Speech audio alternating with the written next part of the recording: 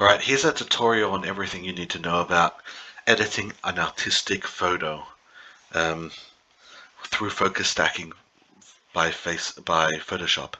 Um, the photo's already been stacked and pressed together. I'll just go through the process just in case you don't know. You go to File, Automate, Photo Merge.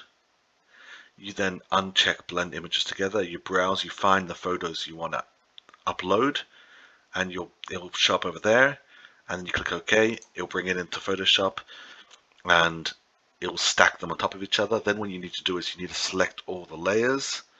Obviously it's already been done. You click Edit, and you click Auto Blend Layers.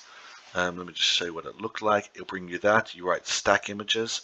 You click this, and you click this, and it'll process. And then this is what's going to show next. This is where we're holding.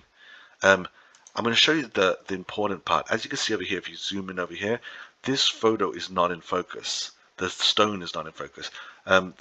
Most of this is in focus. This is all good. Over here it's out of focus, but this might not be such a problem. Over here is out of focus.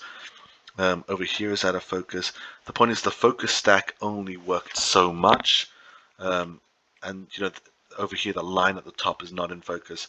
This is in focus. This is in focus. Plenty of it's in focus, but there are missing pieces. The first step before putting these all together is working out which layer has the focus that's missing. So you kind of need to go one by one and work it out. Firstly, the top one needs to be removed. This is the one that they generated. It's the one with the the content aware field in over there. So we're getting rid of that. And what we do is we go to the top layer, zoom in so you can see, the first part of focus is going to be on the top facet. We need to find it. So what you can do is you hold down the Shift button and you click X to that. Alternatively, you could right mouse click. Oopsie, there we go. Why is it? There we go. There. And you click Enable and then Disable. What we're doing now is we're just showing, like we're getting rid of that mask. So now we're just showing the information on the first layer. Now this stone, aquamarine stone, is actually is crooked. Maybe I'll do this similar presentation on a diamond center so you can see how to do it on a diamond. It's crooked, which means it's a little interesting. But the thing is, the focus is not really started. It's only focused over there. That's pretty much it. Or maybe just a little bit over there, which is actually, they've caught it. They've caught it nicely. There's a little bit of focus. Let's move to the next one. So what we need to do is we need to uncheck that and now hold down the Shift and click this. Okay, this is getting a lot closer. A bunch of stuff over here is already in focus. Technically speaking, I already start putting this into focus. I'm going to leave it because I want to focus just on the center stone for now, for this video at least. But this isn't in focus yet. This is close, a lot closer, but the stone is not yet in focus, which means it's not this layer.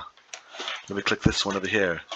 This one over here is completely out of focus. This is a bad photo. Let's move to the next one. Over here, okay. This one looks like it's been pulled back again. This definitely is not in focus. Let's remove that, and now here we go. Now we're getting a lot closer. This looks like it's in focus over there. Let's see what the next one looks like, but so far number 3046 is the best option. Let's just do that, and now let's look at this one. Okay, this is out of focus. It looks like that was our best shot from this photo. We'll go a little further, but yeah, no, that was it. 3046, let's turn them all back on now. But 3046, that was the layer. So let's go to layer 3046. And now what we need to do is click on the actual mask, put the paintbrush tool, opacity at 77. You don't want it to be full opacity, but you want it to be pretty strong. You want to make sure, of course, that it's a pure white. And you want to start now painting. We're painting again over here on the mask. This is a crooked ring, but here we go. A crooked facet, but here we go. We found the facet. You want to now paint. You want to paint it in. There we go. Let's work out where this is going to. There we go. You might have to undo some, depending if you do too much. but here we go. Now see that was wrong. That's the facet. I'm following the facet all around, and look at that. Now this facet is in focus. When people are going to look at the, oh, that was bad. No, there we go. Following the facet, you can see this is the closest facet. I'm going all around. See now straight away this ring looks like a lot more in focus because the actual facets in focus. Now there we go. Let's make sure it's all good. Okay. There we go. Now let's see if this same no. Okay. Let's see if that's that's not helping us. This line over there. Yep, that's better focus. There we go. Now let's just remove. Let's turn these back off. Let's find the rest of the ring. I want to find something that's not. There you go. That's closer for the top. There we go. That's good, but not fully there. There. Okay. There we go. Let's see if there's anything better. No. See, that's already jumped away. So I think that's okay. Now let's turn the bell all back on, and remember 3049 is the top facet. Okay.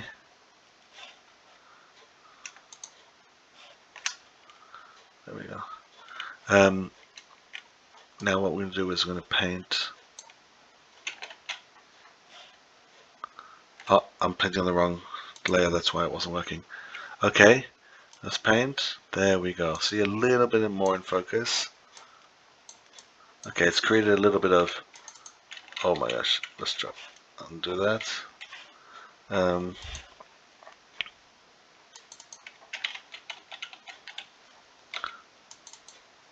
Okay, there's a little bit of what do you call it? We're going to have to fix that afterwards, so we have to remember to come back in and fix that. But the point is, this image, let's just take a look at this. 3049, I guess some other layers already grabbing it. There we go. 3048, it's grabbing this, and now we're making this in focus as well. So the point is, every one of the layers, the focus stack from Photoshop is only so good. There we go. Okay, a little sharper. But the focus stack from Photoshop is only so good. But now this looks a lot more in focus. Now there's one other trick which, again, for this particular diamond might be a good idea, and that is, okay, let's just look at this there. But then it's in focus. No. What's in? Okay. Let's just click like this, like that. Okay, fine. So the truth of the matter is the reason why that isn't in focus is because okay,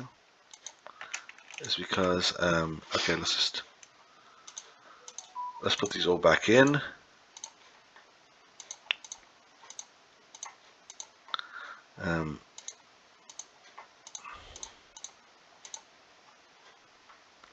Let's turn these all back on. For some reason I did it on and off in the wrong way. There we go. Okay, so this area over here actually isn't in focus. So we can't fix it in focus stack. I'm gonna have to fix it another way. But the point is, let's just, this needs to be a lot more. What I did now needs to be done throughout the entire ring. But for now, let's just leave it. File, merge layers. There we go. We could delete this one because we're not going to use it. And now let's do a crop. One by one. There we go. Let's do like something like that. Let's make sure it's centered. There we go. Now the distance over here needs to be 15% and 85%. I'm not going to focus on that for now. This is more about just touching up the photo itself. Now the first thing you're going to want to do is do a curves adjustment. You're going to want to bring this in to make this ring pop. Bring this in a bit over here, bring this in a bit over here, not too much. Otherwise it's going to be overexposed. Again, depending on the photo, how much you need to do. Okay, and the next step you're going to want to do is brighten the diamonds. Sometimes you can use exposure, but sometimes just putting it on 22 and painting softly. There we go, for the side diamonds. There we go, painting, painting, painting. You don't want it to be too obvious. That's a big spout of black, you don't want that there. There you go, it's subtle. This side of here, again, not in focus. That needs to be corrected, but I'm doing a quick tutorial, so I don't have the time to show it all. And those are the side diamonds. New layer. Again, has to be done very delicately, and if the diamonds are too big, they might have to be done creating actual facets. We'll talk about that in a minute. But the point is, just to lighten them up. It does lose a little bit of the quality, but it's a fair exchange if it's a small diamond. There we go. Now these are already, you know, they're already pretty bright, so there's not going to be really much of a reason to light these up anymore. Those diamonds look good. They're popping. They're still in focus because I haven't overdone it. You still see blacks and browns and all that. Next thing. Okay, now the hue and saturation. Some photos, this photo isn't particularly too red, but sometimes you go into one. I'm just going to move this because the recording thing is in the way. Oh, all right. Okay, here we go. I'm just going to move this here because it's in the way. All right, the reds. Sometimes you're going to want to take some reds out and turn it to lightness. In this particular, sometimes you want to do even up to 26 if it's feeling too strong. In this particular case, it's not feeling too strong. I think I'm just going to keep it 10. And the yellows, if there are, you know, if the diamonds were too yellow, then I would probably go in and remove the yellows. In this particular case, the diamonds aren't too yellow, but you know, the truth is, let's just practice. There we go, create a hue and saturation.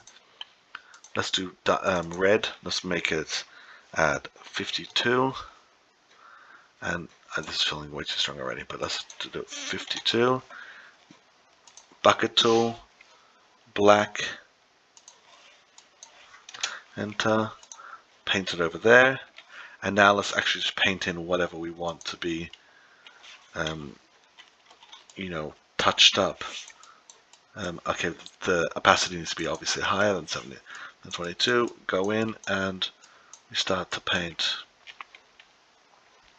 There we go. So if the diamonds were yellow, which in this case the diamonds really aren't yellow at all, but we'll just go in and we'll paint. And you don't want it to be so obvious that here we go, that it looks like a different image, a different type of lighting. You want a little bit of it to stay in there. So maybe this is too strong. Now I'll just take the opacity of the entire layer, and just start to bring it down. So again, that's off, that's on. It's actually not so strong in this particular case, but sometimes you have to be very careful. I'll keep this on 52, and that way we could see, you know, the diamonds are looking a lot more sparkly, they're a lot less color, but there still is some red. There's still some red in there. There's still some yellows in there. There's some yellows over there, some reds over there. So it feels like the same photo. Doesn't feel like we've done touching up or editing to any other photos. And we want it to feel legitimate. Basically, we want the ring to look exactly as it is. That it shouldn't look extra yellow because of the lighting. At the same time, it shouldn't be deceivingly less yellow than it really is. And these are high quality diamonds. The next step is going to be touching up the center. Well, actually, let's first do the facets. Let's do facets in the center. Because it's aquamarine, this might not be so relevant, but I'll show you the process. And also, this diamond is crooked. This aquamarine is crooked, so it's a bit of a challenging one. Almost all the there we go. Almost all the stones we usually deal with are very, very symmetrical, but this is the challenge, so we're going to do it. What we're doing is we're going to make I'll take this color over here because it's aquamarine, and I'm going to paint in the facet. Now, of course, I'm not going to make it that strong, but this gives it a lot of dimension to it. what I'll do is I'll take the smoothing tool. Let me just show you over here. It's called the smudge tool, and then I don't want the facets to be so strong, so that it feels like, it feels like the same, sharpness to the rest of the image. And also I want to make sure it's perfect, especially since this is a non-symmetrical. But you see now the edges aren't so crude. It's almost like it feels natural to the rest of the photo. And now, of course, the important part, I have to bring the opacity down like crazy. So that way, I've made dimension look before, after. People could follow the form of the top facets. Remember, the top facets are the most important ones to be in focus. The ones at the back, they're important too, but especially in aquamarine, it's going to be a lot less important. And then because this aquamarine has been blown out of focus, I want to find the most natural color of the aquamarine. In this case, probably something like this. Maybe I'll add a little more, depth to the color, and give a slight paint over the entire center. There we go. Again, this feels more like the original aqua, but because the light was so bright, it kind of pulled the color. Now I leave it like that. Pulled the color out, and now we have that's good. And now we have what looks like a high quality aqua, which this is actually, it's poorly cut, but it's a very high quality aqua. The next step, of course, would be to go inside, and we'll just do it underneath the color changes, and we actually still want to remove all of this mess. This is a lot of dirt. It's a very high quality aqua, and it's just dirty. It wasn't cleaned properly before shots, which means that it needs to be touched up to remove all that dirt. These stones, every time they're worn, all the tiny little molecules on the stone stick to them, and even washing, unless you do a proper wash, won't remove them. Over here we can see an imperfection. We want to fix that up. The facets should be as natural as possible. Over here, this is part of the, the stacking was, wasn't, the Photoshop's only so good at stacking. Sometimes you just have to do stuff manually, fix it. Again, I'm using the heal tool, so I'm finding a spot and I'm healing based on that. This over here doesn't need to be there. That's just a distraction. Oopsie. There we go. Okay. Now this over here, there's a lot of dirt. I'm not sure which part of the stone it's actually pulling from, but there we go. Again, this is a very quick job. Obviously, it needs to be done a lot better than this, but there we go. Trying to do it as quickly as possible so you get the idea. Okay, there we go. Alright, it's not perfect, but it definitely shows you the idea. Before, after. Now we have to go over here and we have to fix this as well. These triangle marks are very common in focus stacks, especially sensitive focus stacks like jewelry, and so therefore it needs to be repaired. And a little bit over here as well. There we go. Okay, now it's looking a lot better. Now the next part, which is going to be an interesting challenge, and that is the floor. The floor of the thing. I want to go all the way to the bottom, and then right above the lowest layer, I want to remove the floor. Now here's the catch. I want to remove whatever is collected by the focus stack that's distracting. But the thing is, some of the floor that's in focus is actually giving grounding to the photo. Like this big shadow over here is really, really important, because then people realize, oh, it's sitting on the floor, and they're able to, it helps perspective. This over here as well, some of this is really important to show the shadow and to people understand that this is actually sitting on a real environment. So removing everything would be a very bad idea, but removing as much as possible, of course, is what we want to do. So again, all of that over there wasn't adding to the photo, so it obviously had to go. This over here, that's not helping to the photo, but the overall the overall shadow is very important. So I'm going to select from the shadow, keep the shadow going. Okay, that over there we'll talk about in a second. Over here, I'll select some of the shadow and I'll just paint some shadow in. Not too much. Okay, it's a little crudely done. It could probably be done a little better. Let's remove that. And there we go.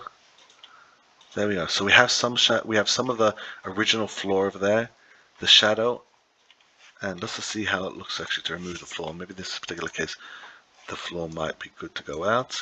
You kind of have to judge the photo by photo.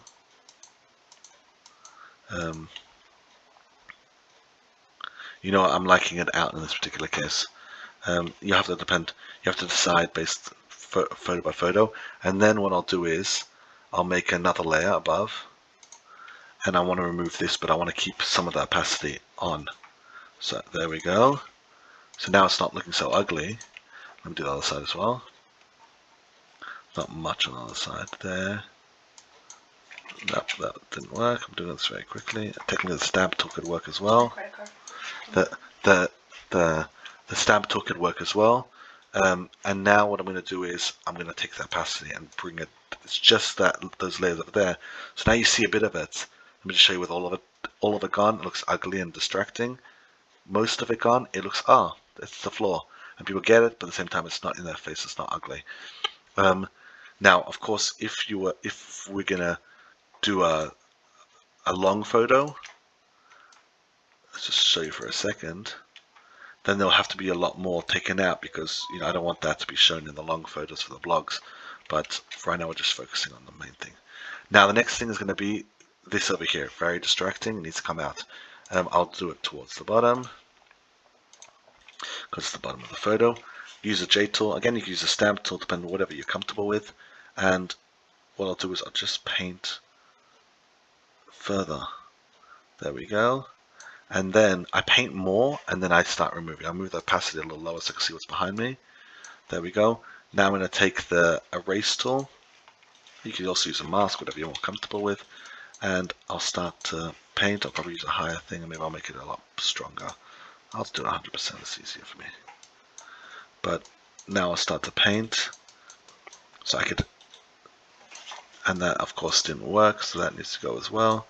And then to soften it up, I'll do 52 second. Okay. The erase tool is always risky. The truth of the matter is probably the best way to do it is there, X, now it's black, and then I'll put it on 52. And there we go. That's a much more organic thing. Again, it's a touch too high, so I'm going to just move everything. Okay, it looks like we're between pixels over there. But the point is, there we go. I'll just show you before and after. Before, after. There we go. And that that ring is now showing all the way through. In this case, this edges over here are very, very distracting. I want to soften them up, so I'm just going to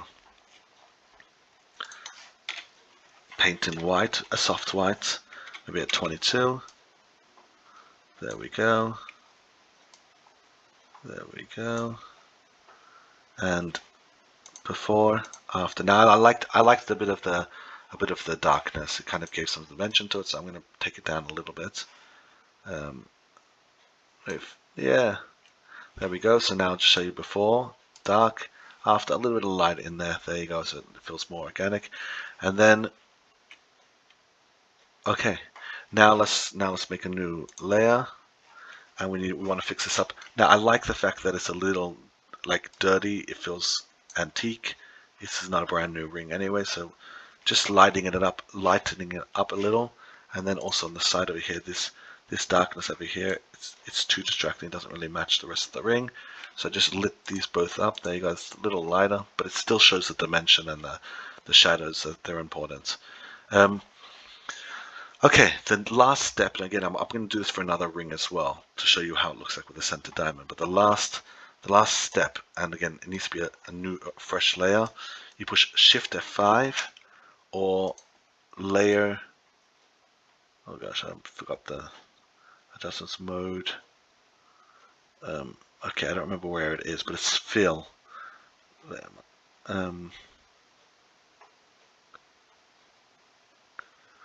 Oh, there we go. New fill layer, solid. No. Okay, we'll just do Shift F5. I'm not sure what the equivalent is. There we go. And we do 50% gray and push OK. Then you click Filter, Lens Correction, Auto Correct. It's already, oh no, Custom, Vignette. You want to click it somewhere like there, 38, and something like, yeah, 22, 20, somewhere in that zone, 25 maybe. You kind of have to decide based on the photo how much is coming, and that adds the vignette. And then what you do is you click hard light. Let me just show you before. And again, you don't want to do this on the actual image, you want to do this on a separate layer so it can be removed as needed. This one might be too strong. I don't want it to be too dramatic, so maybe I'll just pull the opacity down now over here. Okay, let's make it 77. Perfect. Actually, no, that won't work.